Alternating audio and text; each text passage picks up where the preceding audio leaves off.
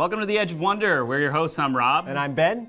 We'd like to welcome everyone to a very special series we've put together on communism. And while it might not seem like it, this series is over a year in the making, touching the very essence of everything we've been showing you guys with the deep state and how they operate and function in the shadows. Deep state, you say? Communism? You guys are just conspiracy theorists, right? You might say that's true, except literally everything has been so carefully tracked with this communist specter that by the end of this series, you're going to feel like your lives have been turned upside down. We know because ours has been. We've been there. Yes. Yeah. In this 5 to 6 part series, we'll take you through what communism and revolution really is. The history of secret societies only revealed through the emergence of communism, how the deep state uses socialism to obtain its ultimate goals, and the death tolls and destruction of communism in the West and the East. As with every series we here at Edge of Wonder produce, we hope that this series sheds light on the true history we as the human race have gone through and empowers our audience to research what we've provided on their own, because we're a team. So, without further ado, here's our series on communism. Well, and let's start light. Who here has heard of Hitler? Probably everybody, Rob. Right. He's only the most evil arch nemesis known to man, right? So, when everyone hears the word Nazi, what do they think of? These days, other than conspiracy theorists, it's basically the worst thing you could call someone, isn't it? If someone doesn't like someone now, they call them a Nazi. I mean, Trump gets called a Nazi all the time by kind of uneducated people who have no idea what the word Nazi really means. Or as a way to throw shade at someone they want to wound. But why is being called a Nazi one of the worst things you could be called? Of course, there was the genocide and the eugenics and mass murder targeting a group of people. Right, I mean, it's fully awful. It went down in history as one of the greatest lessons, a lesson every country hopes not to repeat. But has anyone thought why this is? When the Nazis finally lost World War II, there was a denazification movement. Yeah, there were public trials of Nazi war criminals and the cleansing of fascist ideology. Now, because of that, the very word Nazi is tied to a sense of utter shame. As we speak today, after all these years, there's still a hunt to bring former Nazis to justice. George Soros. So why do we bring this up today? Doing a little data crunching, about 18 to 21 million people died in the Holocaust. Of course, the true number could be higher depending on where you source this number. But we can all agree it's fairly accurate. Let's look at a quote from Hitler. Did you know that Hitler claimed to be the real fulfillment of Marxist ideology? He said, "I am not only the conqueror, but also the executor of Marxism, of that part of it which is essential and justified, stripped of its Jewish Talmudic dogma." Multiple sources have referenced this quote. Anyone out there know the death toll from communism? A conservative estimate of the death toll of communism is a whopping 94 to 100 million people. And when we say conservative, we mean it. The cover-ups from the Chinese Communist Party, from their communist famines and cultural revolution could estimate the death toll well easily over 200 million people or more. 200 million people. So the question remains, why when someone hears the word Nazi, it communicates a sense of shame? But when we hear the word socialist or communist, people still think it's a good idea? And this, my friends, is where the rabbit hole gets ever deeper. Here's a quote from How the Specter of Communism is Ruling Our World by the Epoch Times. Although communists have fallen from power in the former communist countries, communism has never been tried for the crimes it committed on a global level. Why has communism been so relatively untouched when the death tolls and murderous nature of it have been well known throughout the world? Is there a deeper reason for this? Let's go back to our conspiracy theory guidebook called Bloodlines of the Illuminati by Fritz Springmeier. Heard of it? Yeah, we thought so. As I have said numerous times, Hitler was of the Rothschild bloodline. A common practice among the top 13 families is to have an important child secretly or quietly without fanfare, and adopt the child out to another family. The child then takes on another last name, which hides the genealogy. Did you know that the families in the 13 bloodlines funded communism? The Rothschilds and other top satanic families, in a lesser way, financed a Jewish Mason and devout Satanist named Karl Marx to write his Das Kapital. The Satanists controlling key Masonic groups, along with other groups they controlled, got communism started. The original idea came from Satan and was given at a feast of the beast in meticulous detail to those highest in the satanic hierarchy.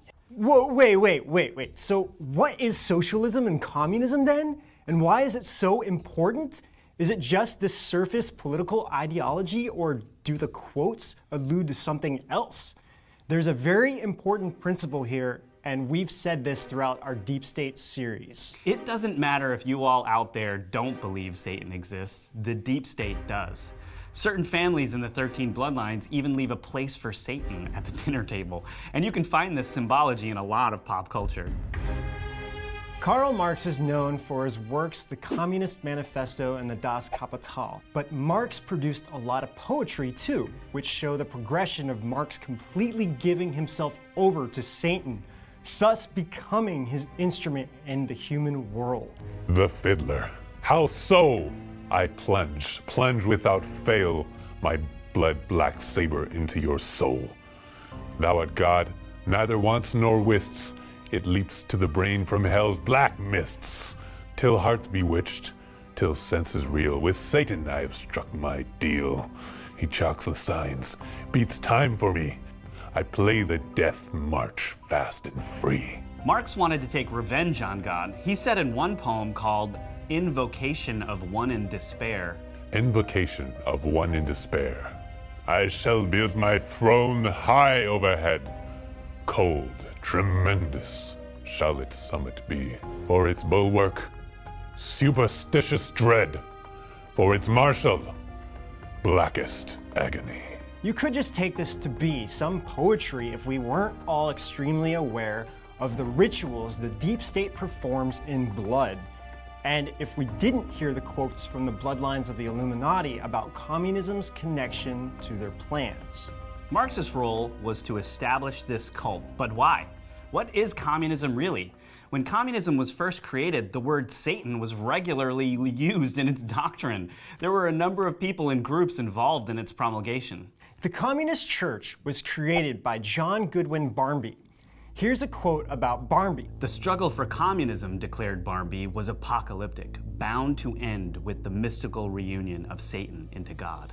The Communist Church gave way to a belief system called Christian communism, which was completely, openly satanic. So if you try to look this up online now, however, it gives you the modern understanding of Christian communism, where Christians have to answer to the communism, not the Christian God. You have to dig into the genesis of this philosophy to find the truth.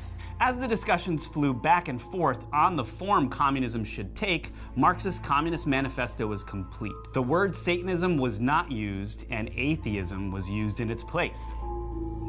Atheism, this despiritualization of man, was the exact power play that would both allow communism to be spread and the key factor in eliminating man's connection to the divine.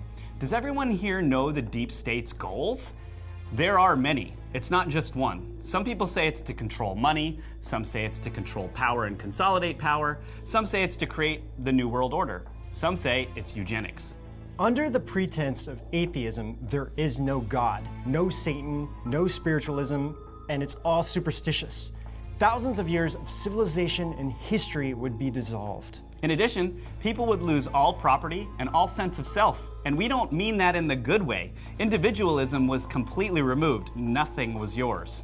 So in a nutshell, the easiest way to mind control a society is to take away their culture, have them believe in nothing, and that they came from nothing spiritual. You're talking about thousands of years of deep state experience with mind control, from different esoteric practices to history manipulation to the darkest arts being pushed into a theology that would undermine humans and allow the elite's goals to become a reality. In a world where free information is censored and mainstream media takes control, What does it take for us to hear the truth? And what happens when you go against corporate giants like YouTube? And now that the Edge of Wonder channel has been deleted off of YouTube, where do you go? Will you just accept the mainstream narrative, or will you do what it takes to make sure the flag bearers of truth live on?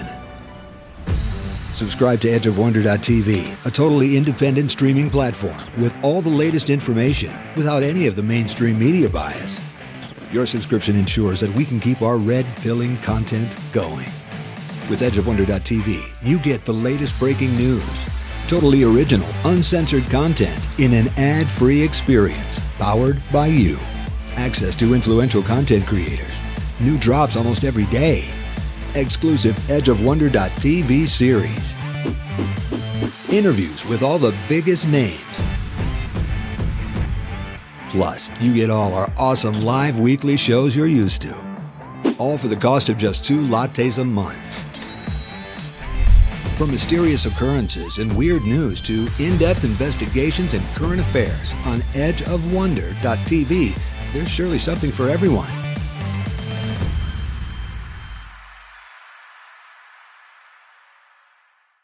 So don't believe us? Marx's work was based on Hegelian philosophy. Where did Hegelian philosophy come from? Hermetic tradition. Here's a quote from Marxist.org. Hegel's library included Hermetic writings by Agrippa, Bain, Bruno, and Paracelsus. He read widely on mesmerism, psychic phenomenal dowsing, precognition, and sorcery. He publicly associated himself with known occultists like Franz von Baader. He, Hegel, stated in his lectures more than once that the term speculative means the same thing as mystical. He believed in an earth spirit and corresponded with colleagues about the nature of magic. He aligned himself informally with Hermetic societies such as the Freemasons and the Rosicrucians. Even Hegel's doodles were Hermetic, as we shall see in Chapter 3 when I discuss the mysterious triangle diagram. Triangle diagram? Literally every avenue you take with communism all leads back to one form or another of mystic arts, secret societies, and Satanism.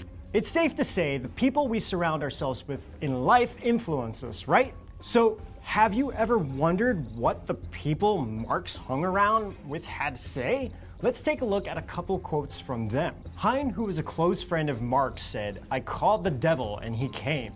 His face with wonder I must scan. He is not ugly, he is not lame. He is delightful, charming man." What? Okay, Mikhail Bakunin was a huge influence on Marx. He says this about the socialist revolution. Quote, "In this revolution, we will have to awaken the devil in people to stir up the basest passions. Our mission is to destroy, not to edify. The passion of destruction is a creative passion." If you understand the philosophy of Hegel, which stems from Hermeticism, this quote makes much sense. Their philosophy revolves around God coming into creation when he created the world. So then, what were they trying to do? Marx believed that to fully spite God, he would recreate through revolution everything and hence become God himself. This is clearly stated in his own poetry. But what is more fascinating is that the communism they decided to push suppresses the very beliefs that they came from. So what are their goals and why? The machine of communism is revolution. When there's no revolution, communism would even cannibalize itself to keep the revolution going. Many people think the word revolution is a good thing, but the revolutions communism pushed were based in violence, forcibly overthrowing people, monarchies, religious entities, and government, leaving millions dead. Then you might be asking, well, what are the goals of communism? A snapshot of the objectives can be found in the Marxist planks of the Communist Manifesto. 1. Abolition of property and land and application of all rents of land to public purposes. 2. A heavy progressive or graduated income tax. 3. Abolition of all rights of inheritance. 4. Confiscation of the property of all immigrants and rebels. 5. Centralization of credit in the hands of the state by means of a national bank with state capital and an exclusive monopoly. 6. Centralization of the means of communication and transport in the hands of the state. 7. Extension of factories and instruments of production owned by the state, the bringing into cultivation of wastelands, and the improvement of soil generally in accordance with a common plan. 8. Equal liability of all to work. Establishment of industrial armies, especially for agriculture. 9. Combination of agriculture with manufacturing industries, gradual abolition of all the distinction between town and country by a more equitable distribution of the populace over the country. 10. Free education for all children in public schools.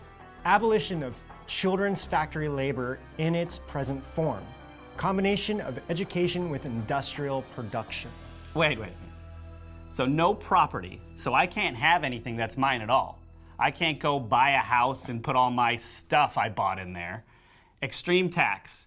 Most of my money that I worked for isn't mine. Tell me where that money is going. In whose pockets exactly? I can't give or donate to anything I feel strongly about now. I just have to give all of my money to whatever elite person is in charge. Exactly. And wait, there's more. No family inheritance? Nothing can come to me from my grandmother? Immigrants? That's people leaving the country. Get everything taken away? Well, so much for leaving if you don't like the way they're governing things. Centralization of credit, so the state has all monopoly on all the money. It's not your money, it's the state's. The state, the people overthrowing everything. We could go on from here, but you guys get the point, right? Communism isn't freedom. Communism is a gang. And the rights of people would go into the hands of the people at the top of the food chain, which is the exact thing the people in communism feign to be fighting against. Here are a few quotes from the Epoch Times series, The Dark Origins of Communism. Lenin would later push a similar concept under his idea of partisanship. There were those who supported the revolution and those who did not, and the ones who did not support it were marked for destruction. The idea that society should be divided into only two factions with no middle ground can still be found in today's political conflicts. Quote, the French Revolution leaders preached collective good to justify the use of widespread violence. The idea of the people invoked by these revolutionary dictators did not refer to the people of the country, but instead the people of the system they aimed to create, for the sake of these people to be created by the revolution. No crime was too great and no atrocity was too gruesome. When many people think about communism, they think that it started in Russia, but that's not true. And we'll be getting into this in the next episode. Communism exploded into existence after long years of unrest in France. In the CBS show, What Catholics Believe, Father William Jenkins, in a 1980 segment of the TV show, had this to say, quote, while the French Revolution called for principles of liberty, equality, and fraternity, the concept of total liberty they proposed is best described as total anarchy. During the Reign of Terror, he said, Robespierre and his fellow revolutionaries slaughtered many French peasants. He said, based on the extremist logic, quote, people here had never seen violence like this before. People here had never committed a crime, but they had to die so that France could be transformed into a socialist society, unquote. Socialism, you say? Doesn't everyone now seem to be preaching that? The results of socialism in every instance took the rights away from the people and allowed anarchy and death to rule in its place. This isn't us just saying this. This is the historic truth. We'll be getting into the results of revolution and socialism throughout this series. Revolution has left millions dead, strewed about in the streets and the fields, even communist members themselves. But let's wrap this up. All this talk about communism, but what's the real meaning behind it and its purpose? We know the Illuminati were somewhat involved, right? And that usually when they're involved, there are deeper, more subversive things going on behind the scenes. So is it just that communism came about due to surface circumstances and philosophies? Let's look at a quote from the Epoch Times Spectre of Communism again. While there are many parallels to be found, there is one crucial distinction that is often overlooked. The Nazis aim to eliminate the Jewish people, but the goal of communism goes beyond physical slaughter. People of faith do not consider physical demise to be one's true death, since the soul goes to heaven or is born again in the cycle of reincarnation. The Communist Party uses killing as an instrument to plant the seeds of terror in the minds of the people, forcing them to accept its evil ideology. Through the destruction of morality, people's souls are fated to damnation. The Communist Party aims not just to destroy man's physical body, but also to destroy his soul. The deep state's goal isn't just to eliminate our physical bodies, it's to herald in the apocalypse and murder people's souls. And the ideology they've chosen to do this, that spread all over the world, is communism. The early stages of communism is called socialism.